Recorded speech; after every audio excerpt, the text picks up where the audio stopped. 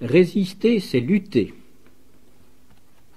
4 textes seront lus successivement.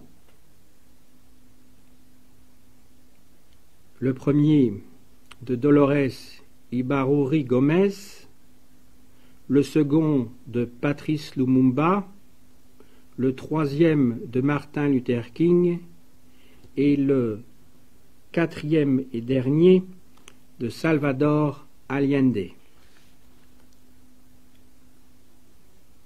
Dolores Ibarrouri fit un appel depuis le balcon du ministère de l'Intérieur à Madrid le 19 juillet 1936. Il est resté célèbre et devint par la suite un slogan répété jusqu'à nos jours. No pasarán.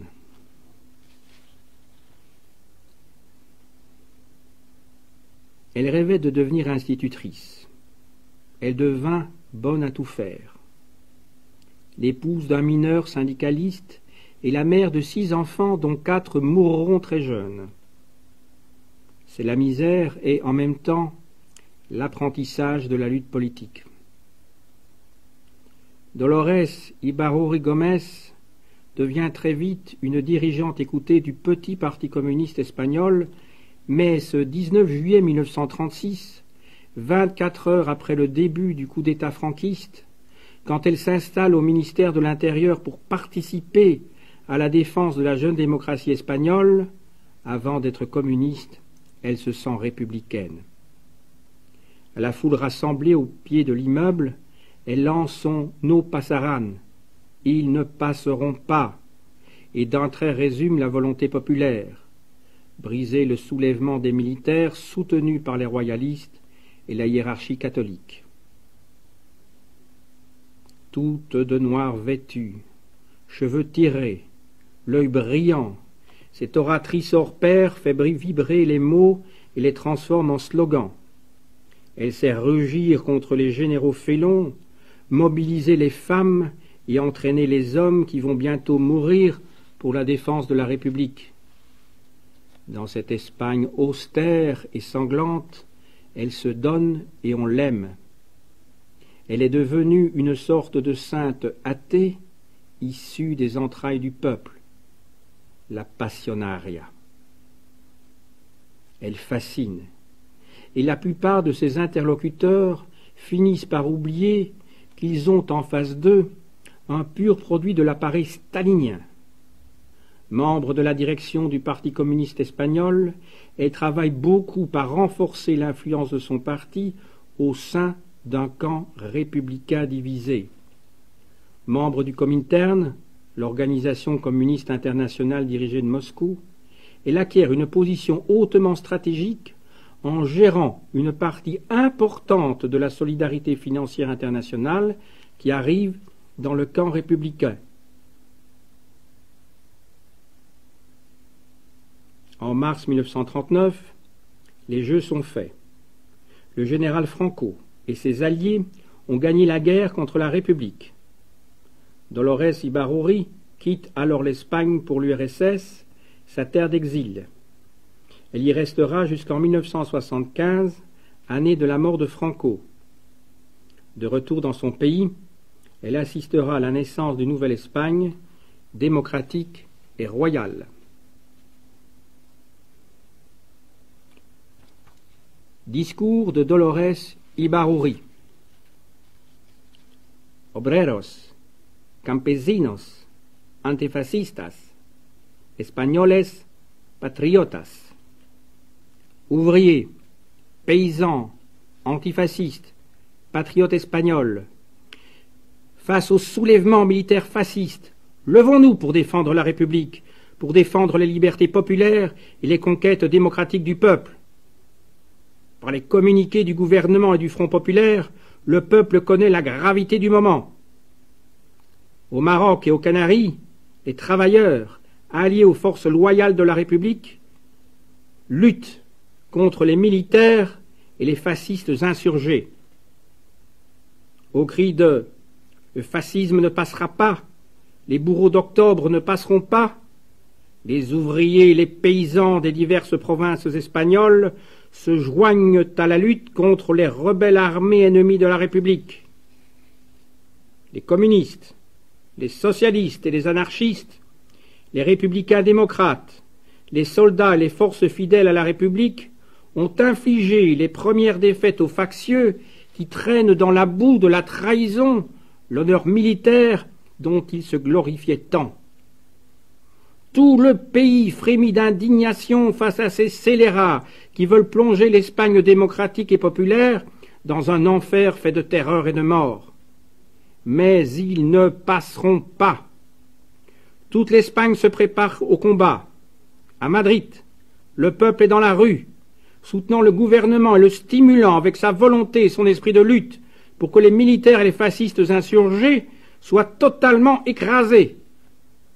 Jeunes, préparez-vous au combat. Femmes, héroïques femmes du peuple, souvenez-vous de l'héroïsme des femmes des Asturies en 1934. Luttez, vous aussi, aux côtés des hommes pour défendre la vie et la liberté de vos enfants menacés par le fascisme. Soldats, fils du peuple, restez fidèles au gouvernement de la République, luttez aux côtés des travailleurs, aux côtés des forces du Front populaire, aux côtés de vos pères, de vos frères et de vos camarades. Luttez pour l'Espagne du 16 février. Luttez pour la République. Aidez-la à triompher.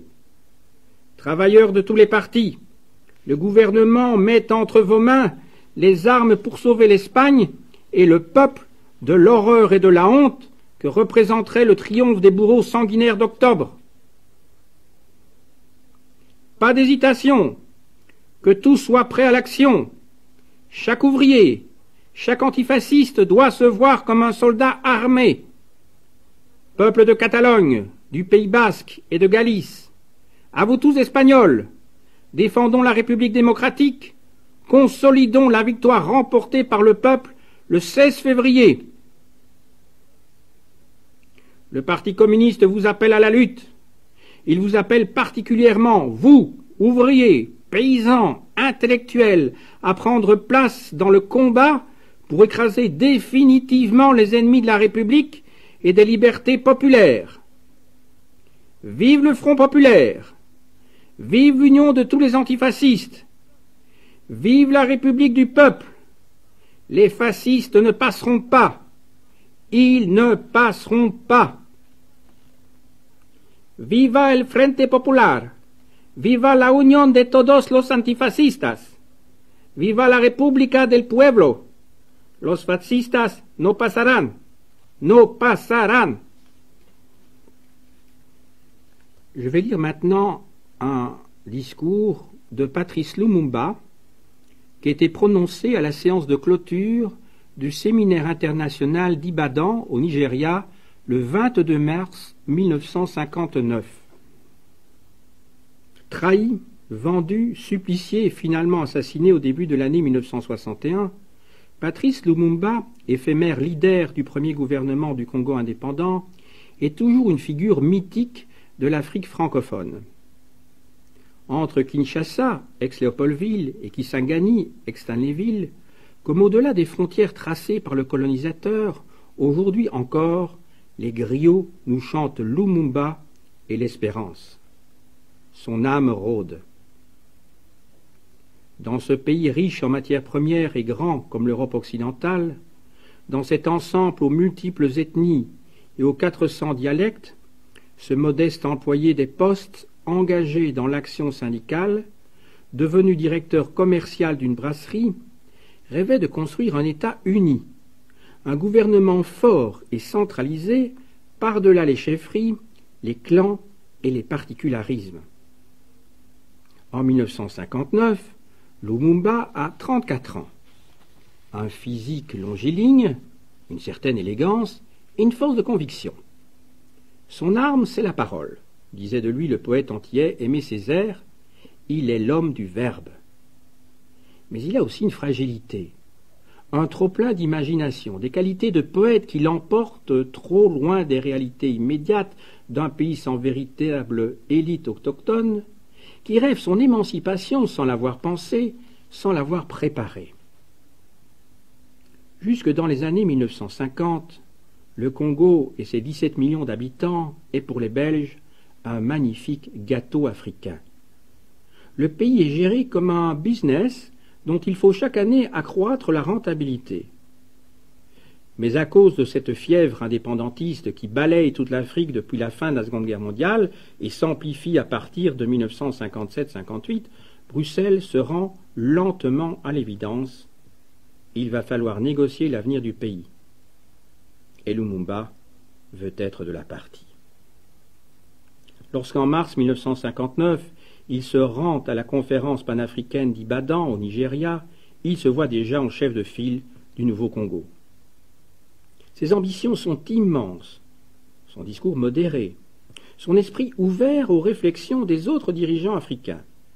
Il séduit.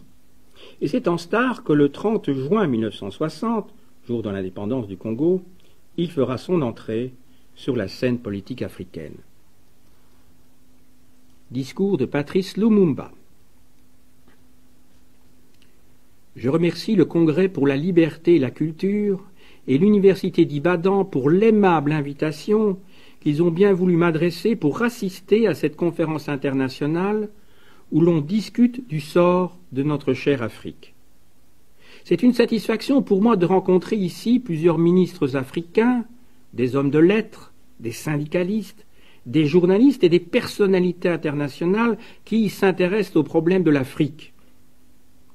C'est par ces contacts d'homme à homme, par des rencontres de ce genre, que les élites africaines pourront se connaître et se rapprocher afin de réaliser cette union qui est indispensable pour la consolidation de l'unité africaine. En effet, l'unité africaine tant souhaitée aujourd'hui par tous ceux qui se soucient de l'avenir de ce continent ne sera possible et ne pourra se réaliser que si les hommes politiques et les dirigeants de nos pays respectifs font preuve d'un esprit de solidarité, de concorde et de collaboration fraternelle dans la poursuite du bien commun de nos populations. C'est pourquoi l'union de tous les patriotes est indispensable, surtout pendant cette période de lutte et de libération. Les aspirations des peuples colonisés et assujettis sont les mêmes. Leur sort est également le même. D'autre part, les buts poursuivis par les mouvements nationalistes dans n'importe quel territoire africain sont aussi les mêmes. Ces buts, c'est la libération de l'Afrique du joug colonialiste. Puisque nos objectifs sont les mêmes, nous atteindrons facilement et plus rapidement ceux-ci dans l'union plutôt que dans la division. Ces divisions sur lesquelles se sont toujours appuyées les puissances coloniales pour mieux asseoir leur domination ont largement contribué, et elles contribuent encore, au suicide de l'Afrique. Comment sortir de cette impasse? Pour moi, il n'y a qu'une voie. Cette voie, c'est le rassemblement de tous les Africains au sein des mouvements populaires ou des partis unifiés. Toutes les tendances peuvent coexister au sein de ces partis de regroupement national et chacun aura son mot à dire tant dans la discussion des problèmes qui se posent au pays qu'à la direction des affaires publiques. Une véritable démocratie fonctionnera à l'intérieur de ces partis et chacun aura la satisfaction d'exprimer librement ses opinions. Plus nous serons unis, mieux nous résisterons à l'oppression, à la corruption et aux manœuvres de division auxquelles se livrent les spécialistes de la politique, du diviser pour régner.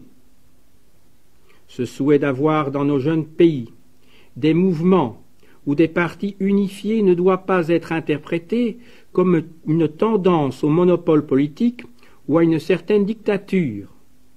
Nous sommes nous-mêmes contre le despotisme et la dictature. Je veux attirer l'attention de tous qu'il est hautement sage de déjouer, dès le début, les manœuvres possibles de ceux qui voudraient profiter de nos rivalités politiques apparentes pour nous opposer les uns aux autres et retarder ainsi notre libération du régime colonialiste. L'expérience démontre que dans nos territoires africains, l'opposition que certains éléments créent au nom de la démocratie n'est pas souvent inspiré par le souci du bien général. La recherche de la gloriole et des intérêts personnels en est le principal, si pas l'unique mobile. Lorsque nous aurons acquis l'indépendance de nos pays et que nos institutions démocratiques seront stabilisées, c'est à ce moment-là seulement que pourrait se justifier l'existence d'un régime politique pluraliste. L'existence d'une opposition intelligente, dynamique et constructive est indispensable afin d'équilibrer la vie politique et administrative du gouvernement au pouvoir. Mais ce moment ne semble pas encore venu, et ce serait desservir le pays que de diviser aujourd'hui nos efforts. Tous nos compatriotes doivent savoir qu'ils ne serviront pas l'intérêt général du pays dans des divisions ou en favorisant celles-ci, ni non plus dans la balkanisation de nos pays en de petits États faibles. Préconiser l'unité africaine et détruire les bases mêmes de cette unité n'est pas souhaiter l'unité africaine. Dans la lutte que nous menons pacifiquement aujourd'hui pour la conquête de notre indépendance, nous n'entendons pas chasser les Européens de ce continent, ni nous accaparer de leurs biens ou les brimer. Nous ne sommes pas des pirates. Nous avons au contraire le respect des personnes et le sens du bien d'autrui. Notre seule détermination, et nous voudrions que l'on nous comprenne, est d'extirper le colonialisme et l'impérialisme de l'Afrique. Nous avons longtemps souffert et nous voulons respirer aujourd'hui l'air de la liberté. Le Créateur nous a donné cette portion de la terre qu'est le continent africain. Elle nous appartient et nous en sommes les seuls maîtres. C'est notre droit de faire de ce continent un continent de la justice, du droit et de la paix. L'Afrique tout entière est irrésistiblement engagée dans une lutte sans merci contre le colonialisme et l'impérialisme. Nous voulons dire adieu à ce régime d'assujettissement et d'abattardissement qui nous a fait tant de tort. Un peuple qui en opprime un autre n'est pas un peuple civilisé chrétien. L'Occident doit libérer l'Afrique le plus rapidement possible. L'Occident doit faire aujourd'hui son examen de conscience et reconnaître à chaque territoire colonisé son droit à la liberté et à la dignité. Si les gouvernements colonisateurs comprennent à temps nos aspirations, alors nous pactiserons avec eux. Mais s'ils s'obstinent à considérer l'Afrique comme leur possession, nous serons obligés de considérer les colonisateurs comme ennemis de notre émancipation. Dans ces conditions, nous leur retirerons avec regret notre amitié. Je me fais le devoir de remercier ici publiquement tous les Européens qui n'ont ménagé aucun effort pour aider nos populations à s'élever. L'humanité tout entière leur saura gré pour la magnifique œuvre d'humanisation et d'émancipation qu'ils sont en train de réaliser dans certaines parties de l'Afrique. Nous ne voulons pas nous séparer de l'Occident, car nous savons bien qu'aucun peuple au monde ne peut se suffire à lui-même. Nous sommes partisans de l'amitié entre les races, mais l'Occident doit répondre à notre appel.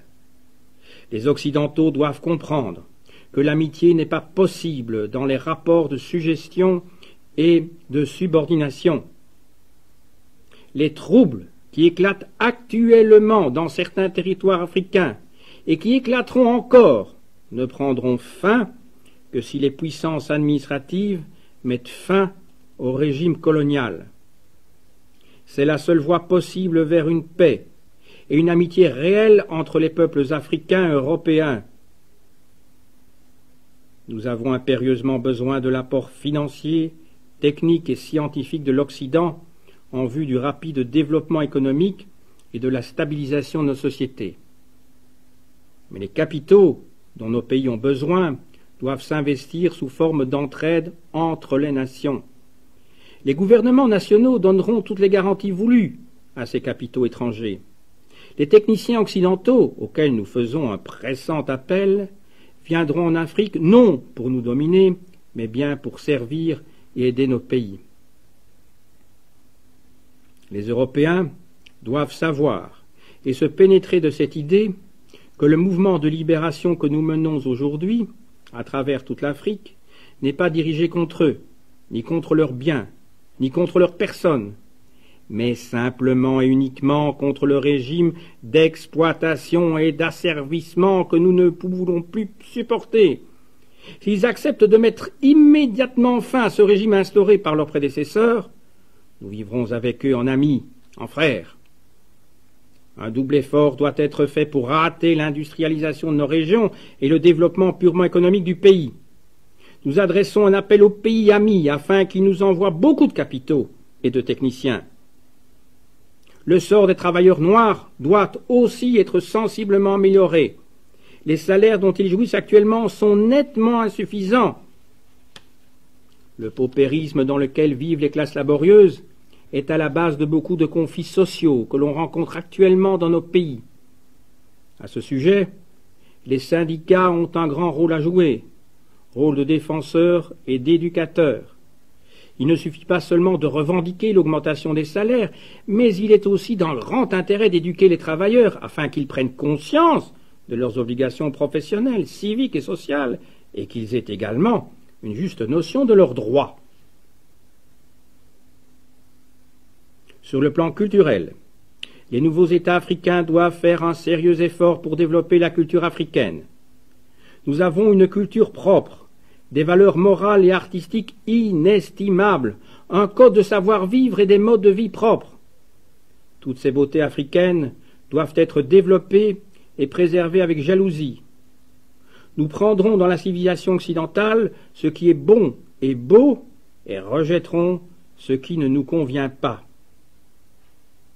Cet amalgame de civilisation africaine et européenne donnera à l'Afrique une civilisation d'un type nouveau, une civilisation authentique, correspondant aux réalités africaines. Nous tendons une main fraternelle à l'Occident, qui nous donne aujourd'hui la preuve du principe de l'égalité et de l'amitié des races que ses fils nous ont toujours enseigné sur les bancs de l'école, principe inscrit en grand caractère dans la Déclaration universelle des droits de l'homme. Les Africains doivent jouir, au même titre que tous les autres citoyens de la famille humaine, des libertés fondamentales inscrites dans cette déclaration et des droits proclamés dans la Charte des Nations Unies. La période des monopoles des races est révolue. La solidarité africaine doit se concrétiser aujourd'hui dans les faits et dans les actes.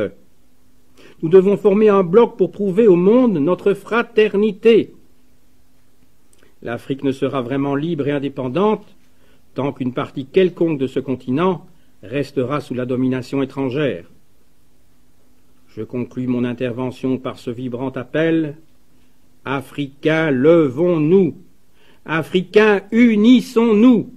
Africains, marchons main dans la main avec ceux qui veulent nous aider pour faire de ce beau continent un continent de la liberté et de la justice.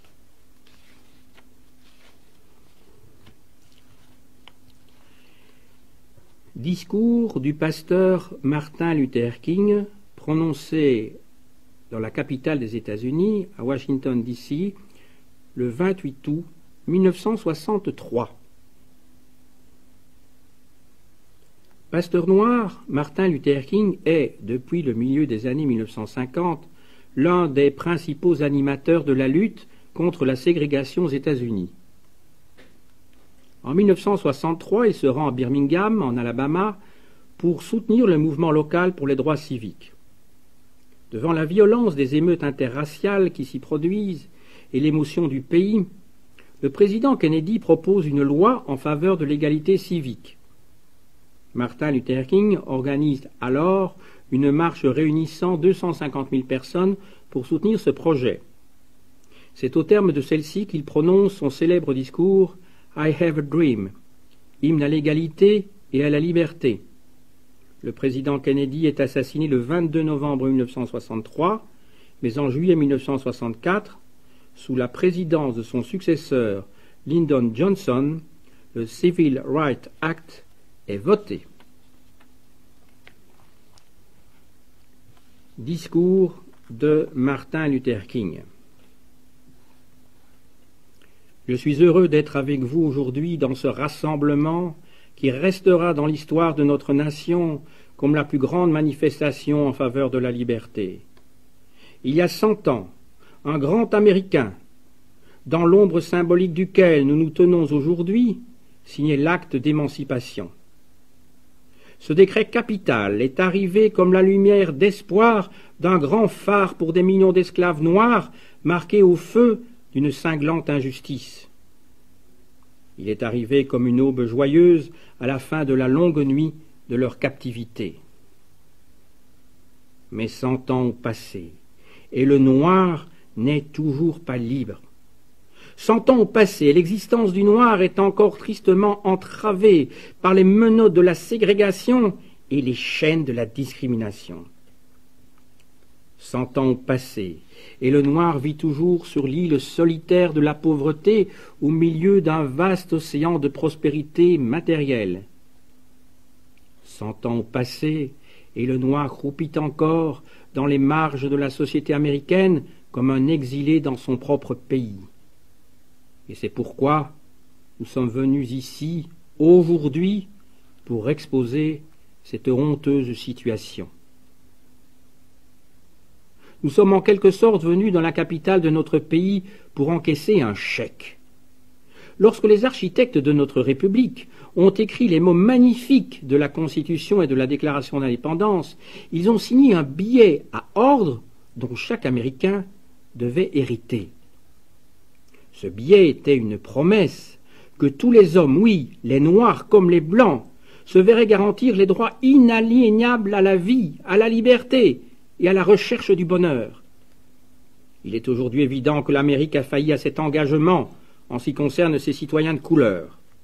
Au lieu d'honorer cette obligation sacrée, l'Amérique a donné au peuple noir un chèque en bois, un chèque qui est revenu avec la mention « provision insuffisante ». Mais nous refusons de croire que la banque de la justice est en faillite. Nous refusons de croire qu'il y ait des fonds insuffisants dans les grands coffres forts de l'opportunité de ce pays. Aussi sommes-nous venus encaisser ce chèque, un chèque qui nous accordera sur demande les richesses de la liberté et la sécurité de la justice. Nous sommes également venus en ce lieu sanctifié pour rappeler à l'Amérique l'urgence brûlante du présent. Il n'est plus temps de se laisser aller au luxe de l'attente ni de prendre le tranquillisant du gradualisme. Le moment est venu de réaliser les promesses de la démocratie. Le moment est venu de se lever de la vallée sombre et désolée de la ségrégation pour parcourir le sentier ensoleillé de la justice raciale. Le moment est venu de tirer notre nation des sables mouvants de l'injustice raciale pour prendre pied sur le rocher solide de la fraternité. Le moment est venu de faire de la justice une réalité pour tous les enfants de Dieu. Il serait fatal à la nation de négliger le caractère d'urgence de ce moment. Cet été étouffant du mécontentement légitime des Noirs ne passera pas avant qu'advienne un automne revigorant de liberté et d'égalité. 1963 n'est pas une fin, mais un commencement. Et ceux qui espèrent que le noir avait besoin de relâcher la vapeur et s'estimera désormais satisfait, se préparent un rude réveil si le pays retourne comme d'habitude à ses affaires. Et il n'y aura ni repos ni tranquillité en Amérique tant que le noir ne se verra pas accorder ses droits de citoyen. Les tourbillons de la révolte continueront à ébranler les fondations de notre nation jusqu'à ce que se lève le jour éclatant de la justice. Mais il est une chose que je dois dire à mon peuple, qui se tient sur le seuil brûlant qui conduit au palais de justice. Dans le processus qui vise à obtenir notre juste place, nous ne devons pas nous rendre coupables d'actes répréhensibles. Ne cherchons pas à satisfaire notre soif de liberté en buvant la coupe de l'amertume et de la haine. Nous devons toujours mener notre combat sur les hauts plateaux de la dignité et de la discipline. Nous ne devons pas laisser notre protestation créative dégénérer en violence physique. Encore et toujours, nous devons nous élever jusqu'aux cimes majestueuses où se rencontrent la force physique et la force d'âme. Le merveilleux nouveau militantisme qui s'est emparé de la communauté noire ne doit pas nous conduire à nous méfier de tous les Blancs, car nombre de nos frères blancs, comme en atteste leur présence ici aujourd'hui, ont compris que leur destin est lié à notre destin. Ils ont compris que leur liberté est inextricablement liée à notre liberté. Nous ne pouvons pas marcher seuls. Et tandis que nous marchons, nous devons prendre l'engagement de toujours aller de l'avant. Nous ne pouvons pas revenir en arrière. Il en est qui demandent aux partisans des droits civiques « Quand serez-vous satisfaits ?» Nous ne pourrons jamais être satisfaits tant que le noir sera victime des horreurs indicibles de la brutalité policière. Nous ne pourrons jamais être satisfaits tant que nos corps, lourds de la fatigue du voyage, ne pourront trouver à se loger dans les motels le long des routes et les hôtels des villes. Nous ne pourrons jamais être satisfaits tant que la mobilité fondamentale du noir se réduira à passer d'un petit ghetto à un plus grand. Nous ne pourrons jamais être satisfaits tant que nos enfants seront dépouillés de leur identité et privés de leur dignité par des pancartes qui déclarent « réservé aux Blancs ». Nous ne pourrons être satisfaits tant qu'un noir du Mississippi ne pourra voter et qu'un noir de New York croira qu'il n'a aucune raison de le faire.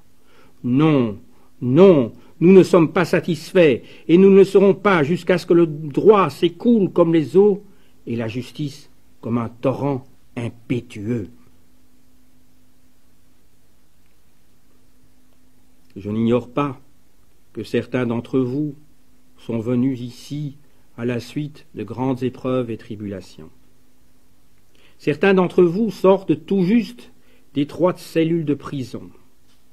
Certains d'entre vous viennent de régions où leur quête de liberté les a laissés meurtris par les tempêtes de la persécution et secoués par les vents de la brutalité policière. Vous êtes les vétérans de la souffrance créatrice. Continuez à travailler dans la foi que la souffrance imméritée est rédemptrice. Retournez au Mississippi, retournez en Alabama, retournez en Caroline du Sud, retournez en Géorgie, retournez en Louisiane, retournez dans les taudis et les ghettos de nos cités du Nord, en sachant que d'une manière ou d'une autre, cette situation peut changer et qu'elle changera. Ne nous vautrons pas dans la vallée du désespoir. Je vous le dis aujourd'hui, mes amis, quand bien même nous devons affronter les difficultés d'aujourd'hui et de demain, je fais pourtant un rêve. C'est un rêve profondément enraciné dans le rêve américain. Je fais le rêve qu'un jour cette nation se lèvera et vivra pleinement le véritable sens de son credo. Nous tenons ces vérités pour évidentes que tous les hommes ont été créés égaux. Je fais le rêve qu'un jour, sur les collines rouges de Géorgie, les fils des anciens esclaves et les fils des anciens propriétaires d'esclaves pourront s'asseoir ensemble à la table de la fraternité. Je fais le rêve qu'un jour, même l'État du Mississippi, un État qui étouffe dans la fournaise de l'injustice, qui étouffe dans la fournaise de l'oppression, sera transformé en une oasis de liberté et de justice. Je fais le rêve que mes 4 jeunes enfants vivront un jour dans une nation où ils ne seront pas jugés sur la couleur de leur peau, mais sur la nature de leur caractère. Je fais aujourd'hui un rêve.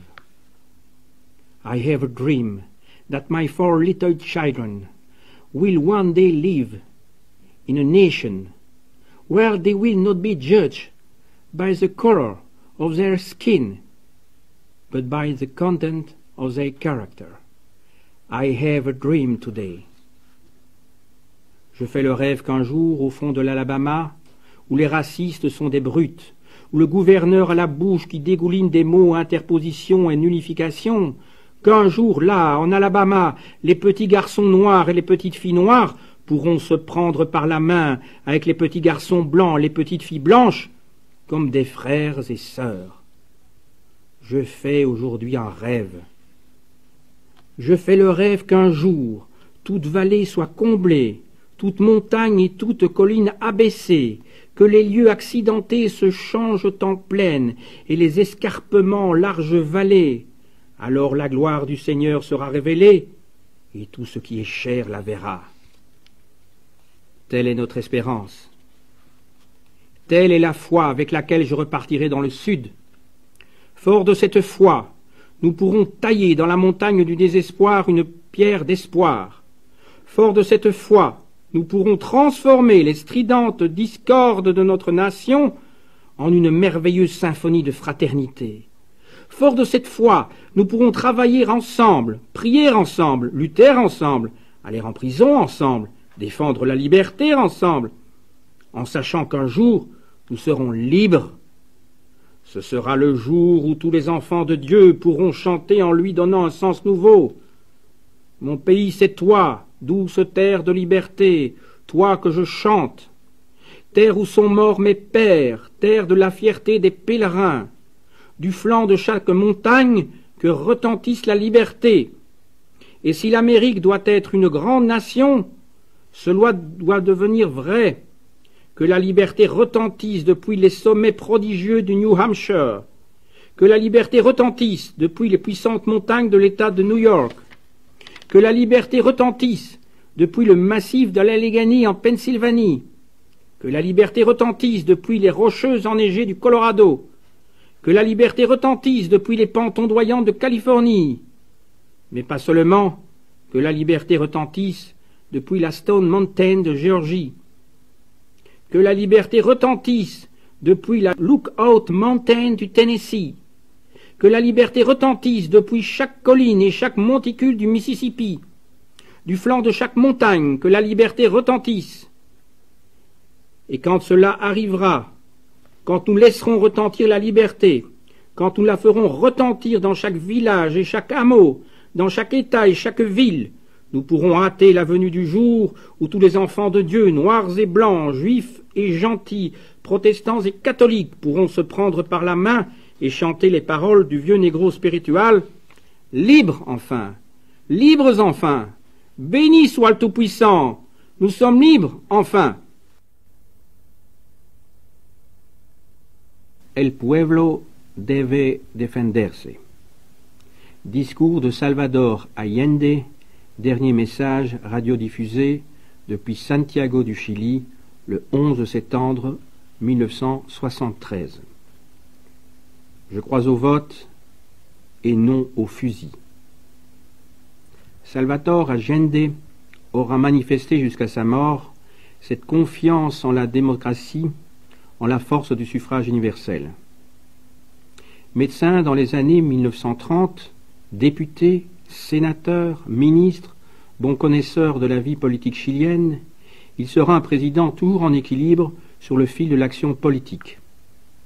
Intransigeant sur le respect du droit, il lui fallait faire cohabiter dans un même front de gauche des radicaux, des socialistes, les modérés comme les intransigeants, des communistes, des révolutionnaires d'origine chrétienne ou inspirés par le marxisme-léninisme.